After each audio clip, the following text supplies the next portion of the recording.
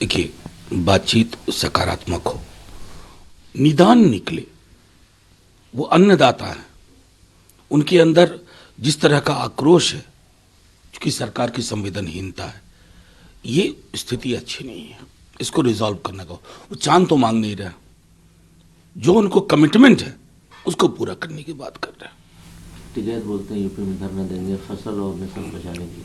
बहुत देखिए, आज दोनों को बचाने की जरूरत है।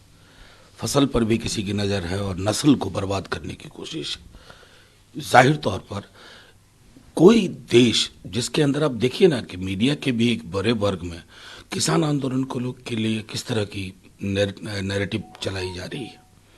ट्रैफिक जाम हो गया, ये हो, कभी ये चिंता नहीं हुई किसानों के साथ क्या हो रहा। मैं समझता हूं कि एक देश के रूप में हमारी संवेदनाएं कमतर होती जा रही हैं प्रतिदिन। बात कर लेते हैं कमलनाथ की। खबरें आ रही हैं कि पिता पुत्र में भाजपा का दामन था। मुझे अब भी यकीन नहीं है, मुझे अब भी यकीन नहीं है कि ऐसा हो, और अगर ऐसा होता है तो इसका मतलब राजनीति का ये ऐसा कौन सा क्षण है जहां वैचारिकता गुम हो जाती है। बहुत मुश्किल है फिर ये तय करना कि आज जिसके साथ प्रतिबद्धता के साथ आप बैठे हुए हैं, विकल्प पे बात कर रहे हैं, अगले क्षण नहीं है। मुझे अभी भी यकीन नहीं है कि ये संभव होगा। बीजेपी की मीटिंग चल रही है, फिर उन्होंने इस बात को दोहराया है कि 370 प्लस। देखिए, ये जब जब कहते हैं ना 370 प्लस, तो मुझे विस्मय भी होता है और शंका भी होती है। आप कहें कि भारी बहुमत लाएंगे, समझ में आता है।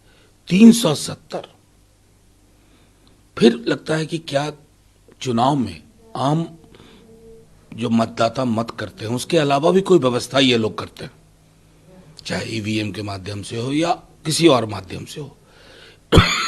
मैं समझता हूं कि प्रधानमंत्री जी की अपनी छवि के लिए भी इस तरह की बयानबाजी, इस तरह का रेटोरिकल स्टेटमेंट, बरबोलापन उचित नहीं है। संदेश खाली पे बात कर लेते हैं। टीएमसी लीडर की अरेस्टिंग हुई है संदेश खाली में, जो आरोप है कि महिला और छात्रों ने किया।